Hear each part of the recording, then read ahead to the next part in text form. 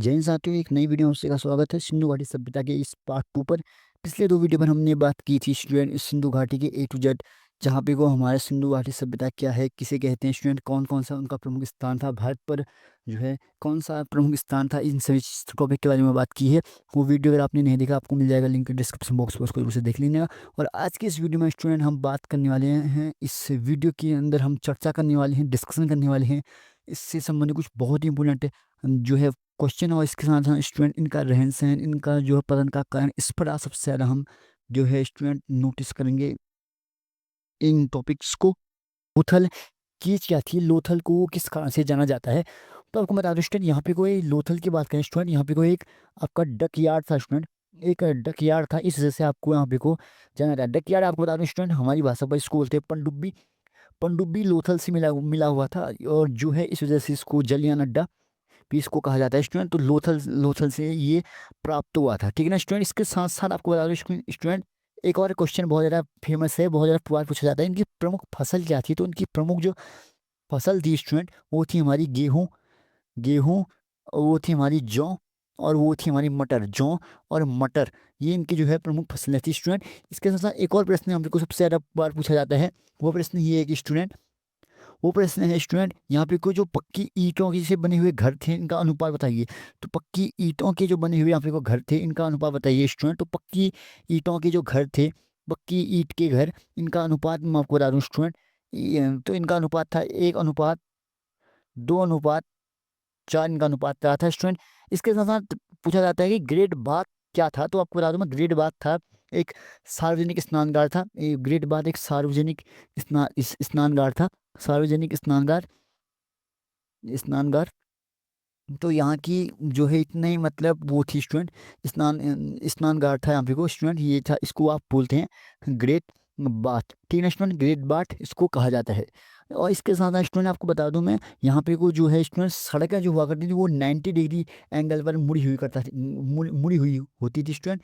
90 degree angle से वो सड़कें जो है आपस पर मुड़ी हुई रहती थी, जिसको आप लोग जो है न्यूयॉर्क सिटी के जैसे, और या फिर भारत के चंडीगढ़ शहर के जैसे आप इनको देख सकते हैं स्टूडेंट। इसके साथ साथ स्टूडेंट एक बहुत ही प्रमुख स्थल था यहाँ, जिसको बोलते हैं स्टूडेंट जो है, वो है आपका कालीबंगा और लोथल के सर्वाधिक कालीन में घोड़े के स्टूडेंट अस्थि पंजर मिले थे स्टूडेंट, वो मिले थे आपके सुतकोदरा में, कालीबंगन में। इसके बाद हम आगे बात करेंगे इन सभी चीज़ों के बारे में, और उनकी ग्रिड पद्धति के बारे में हम बात करेंगे कि जो है इन्होंने ग्रिड पद्धति का निर्माण किया था, वो क्या चीज़ थी आगे। और इनकी बात साथ साथ हम कुछ प्रमुख MCQ क्वेश्चन को भी देखेंगे, और जो है कैसे इनका पतन हुआ, इस सब चीज़ों के बारे में बात करेंगे स्टूडेंट, ठीक है ना। चलिए आगे बढ़ते हैं। तो स्टूडेंट, आप सभी लोगों के लिए डेली करंट अफेयर जो है दिनांक 1 तारीख से 1 अगस्त से लागू हो जाएगा। ये आपका SSC के साथ साथ स्टूडेंट बैंक, रेलवे, UPSC सभी जो है स्टूडेंट के लिए रहने वाला है। डेली आपको उसमें 7 बजे 8 बजे अपडेट मिल जाएगा आपको हमारे यूट्यूब चैनल पर, चैनल पर। चलिए स्टूडेंट, अब इस थोड़ी सी इस चीज़ को हम और डिटेल पर समझे। तो देखिए, सिंधु घाटी की विशेषता की बात करें तो स्टूडेंट, नगर जो है नियोजन की बात करते हैं, नगर नियोजन की बात करें स्टूडेंट, तो इन्होंने देखिए स्टूडेंट सड़कों की योजना के लिए ग्रिड पद्धति का निर्माण किया था।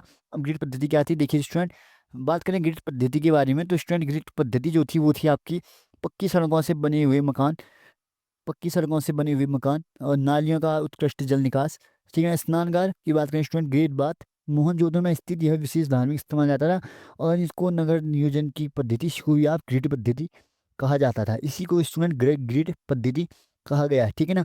तो ये नगर नियोजन की जो पद्धति थी स्टूडेंट, इसी को आप इन्होंने जो है ग्रिड पद्धति का नाम दिया गया था। इसके साथ साथ स्टूडेंट, सिंधु नगरों की कुछ प्रमुख विशेषताओं की बात करें स्टूडेंट, तो यहाँ पे क्वेश्चन है, सबसे नगर नियोजन की उन्नत प्रणाली थी, नगर नियोजन की उन्नत प्रणाली थी, और इस पर ग्रिड पद्धति पर का यह आधार था। आगे बात करें बिना देर किए हुए, देखिए ग्रिड पद्धति क्या थी। अगर ये सवाल पूछेगा तो स्टूडेंट सुनिए जरा, ग्रिड पद्धति कहते किसको थे, तो सड़कें आपस पर समकोण पर कटती हैं, थी।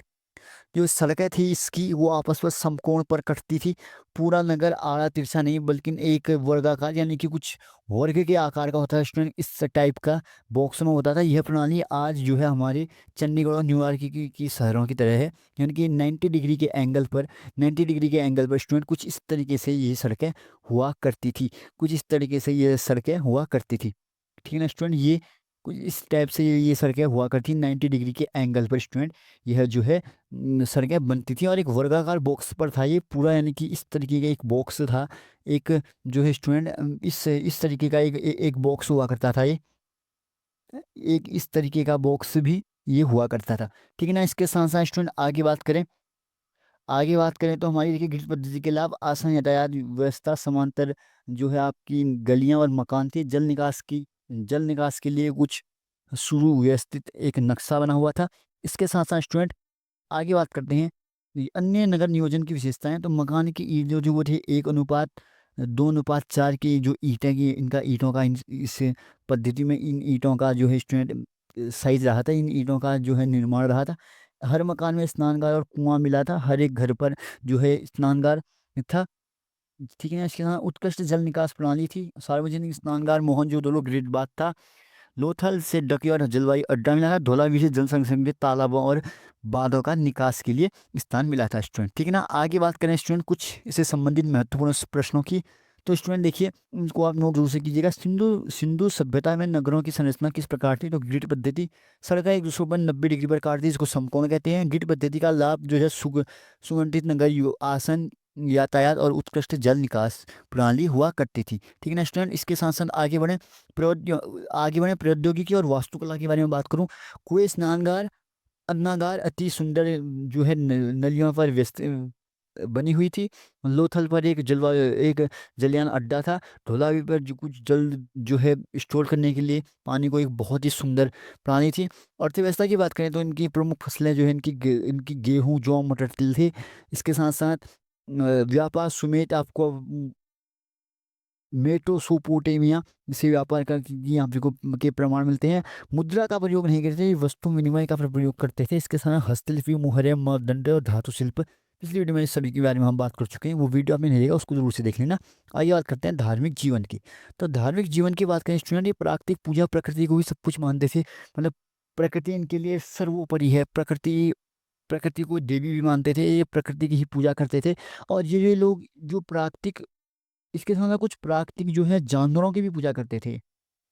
कैसे, सुनिए रेस्टोरेंट, ये जो है आपका वृक्ष की पूजा करते थे, ये आपके पशु की पूजा करते थे, विशेषतर बैल की सबसे ज़्यादा पूजा करते थे। आपको वृषभ वृषभ कहा गया है स्टूडेंट, वृषभ कहा गया है, वृषभ यानी कि बैल। नाग की, इसके साथ साथ शिव पशुपति यानी कि जो है जानवरों की मालिक पशुपति। महादेव आप कह सकते हैं कि उपासना की प्रमाण। मातृ देवी यानी कि जननी और जो है जननी की पूजा करते थे। अग्नि पूजा और योग मुद्रा की यहाँ से मूर्तियाँ भी स्टूडेंट मिली हुई थी, अग्नि पूजा और योग मुद्रा की। इसके साथ स्टूडेंट की बात करें इनकी हस्त और लिपि भाषा के बारे में, तो ये एक चित्रलिपि थी, यानी कि ये जो है चित्रलिपि करते थे, चित्रों के माध्यम से इनकी जो है लिपि थी, इनकी पहचान थी चित्रों के माध्यम से। और किस प्रकार इनकी पहचान थी, क्या थी, वो वीडियो आप जरूर से देखना। पिछली वीडियोस में मैंने बहुत ज़्यादा डिटेल पर इस डिस्कशन किया हुआ है। सिंधु लिपि चित्रलिपि थी जो आप पूर्णतः पढ़ी नहीं जा सकी क्योंकि बहुत ज़्यादा टफ है। लेखन स्टूडेंट ये जो है दाएं से बाएं लिखते थे स्टूडेंट। ठीक है ना। ये स्टूडेंट इस तरीके से दाएं से बाएं लिख सकते थे और बाएं से दाएं भी लिख सकते थे स्टूडेंट। इनका जो है दोनों का वो चलता था। सिंधु घाटी सभ्यता के पतन की आप कुछ बात करें तो मुख्य कारण क्या थे स्टूडेंट, जिसको यहाँ से सबसे ज़्यादा प्रश्न बनते हैं, इसलिए हमने लिखा है संभावित प्रश्न। तो इनके जो पतन के मुख्य कारण थे वो थे स्टूडेंट, नंबर 1 जलवायु परिवर्तन, तो यहाँ सबसे पहले सूखा पड़ा था।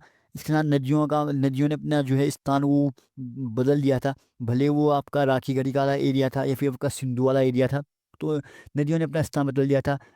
ठीक है ना। तो सरस्वती नदी जो है आपका हरियाणा में बहने वाली जो है वो गायब हो गई थी। बाढ़ और प्राकृतिक आपदाएं, मोहनजोदड़ो के जो है बाढ़ के प्रमाण भी निकलते हैं। अचानक से आर्यों का आक्रमण हो गया था यहाँ पे, को एक मत के आर्यों के आक्रमण के से इसका विनाश हुआ था। भूकंप और भूस्खलन से शहरों का जो है यहाँ पे वो विनाश हुआ था। कुछ लोग कहते हैं कि स्टूडेंट ये पद्धति अभी भी थे, इसके बाद इस पद्धति को आर्यों ने स्टूडेंट इस पद्धति को अपना लिया था, इसीलिए ये पद्धति बदल दी गई थी। अनेक कारण है इसके साथ स्टूडेंट। कुछ आधुनिक इतिहासकार भी अपनी अपनी कुछ राय देते हैं। ये बोलते हैं कि आधुनिक इतिहासकार इन सभी कारणों को सामूहिक रूप से मानते हैं, न कि किसी एक को। बोलते हैं सारे कारण ये थे, ना कि एक कोई कारण फिक्स नहीं हो सकता स्टूडेंट।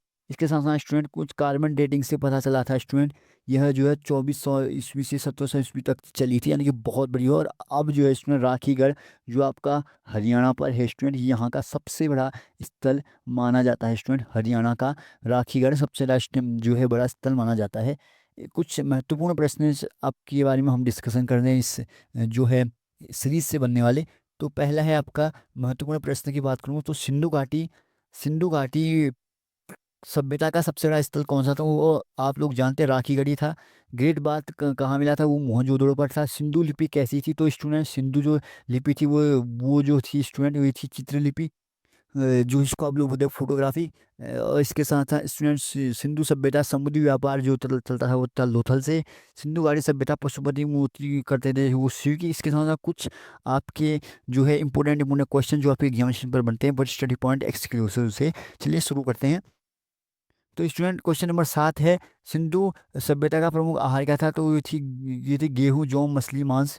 तो स्टूडेंट ये ऐसा नहीं था कि शाकाहारी थे, न पूर्ण शाकाहारी थे, न ही ये मांसाहारी थे। तो इनका ये सर्वाहारी थे, हमारी तरह सर्वाहारी थे स्टूडेंट। इसके साथ साथ स्टूडेंट सिंधु घाटी सभ्यता में खेल कूद में पासा खेलते थे, खिलौने खेलते थे, जानवरों की यहाँ से कुछ आकृतियाँ भी प्राप्त हुई थी। ठीक है ना, कुछ जानवरों की यहाँ से आकृतियाँ भी प्राप्त होती थी। सिंधु सभ्यता में महिलाओं की किस कला दक्ष में थी? तो आभूषण निर्माण करती थी और मिट्टी के बर्तन बड़े खतरनाक तरीके से बनाती थी। इसके साथ साथ स्टूडेंट जो है इसके साथ साथ स्टूडेंट कुछ एक दो और विशेषताएं हैं सिंधु घाटी सभ्यता की। ठीक है ना स्टूडेंट, कुछ एक दो और विशेषता है स्टूडेंट सिंधु घाटी सभ्यता की। चलिए आगे इस सभी के बारे में बात करते हैं। तो सिंधु घाटी सभ्यता की प्रमुख विशेषताएं क्या थी? नियोजित नगर व्यवस्था थी। कुछ भी नगर यहाँ पे को स्टूडेंट सभ्यता थी, नियोजित नगर की व्यवस्था थी। घरों का ईंट का अनुपात था। सड़कें एक दूसरे को जो है स्टूडेंट समकोण काटती थी और नालियों से ढकी हुई थी। इसके साथ साथ स्टूडेंट यहाँ पे को जो है ग्रेट बाथ था, स्नानगार था। इस क्वेश्चन इन टॉपिक को आप याद रखेंगे। धौलावीरा द्वार था, जल संग्रहण था, बांध जैसी व्यवस्था थी। लोथल पर एक वो था अन्नागार, और ये भवनों के अवशेष मिले थे। और बात करें इनके माल मिट्टी के बर्तन की, वो थी मूर्तियाँ, आभूषण और मिले हुए थे। धातु का तांबा, कांसा, सोना, चांदी। चित्रलिपि जो है चित्रलिपि करते थे। और अभी तक जो है पढ़ने पर नहीं है। धार्मिक पक्ष की बात करें स्टूडेंट, ये लोग जो है भगवान शिव को पूजते थे। और 3 सिर योग मुद्रा में यहाँ से मिली है। इसके साथ साथ माता देवी की पूजा करते थे। नाग पूजन, भिक्षु पूजन पीपल के प्रमाण थे।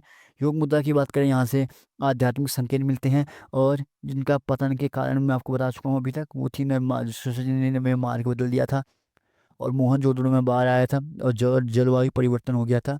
ठीक है ना स्टूडेंट। और इसके साथ साथ स्टूडेंट कुछ और परिवर्तन हुए थे, वो है आर्यों का आक्रमण, रक्षात्मक प्रणाली। यहाँ कोई इनके पास ना कोई आर्मी थी, नहीं कोई कुछ एडवांस ये डेवलप थे, कुछ भी नहीं थे। इनके साथ ना आधुनिक शहरीकरण हो गया था यहाँ से।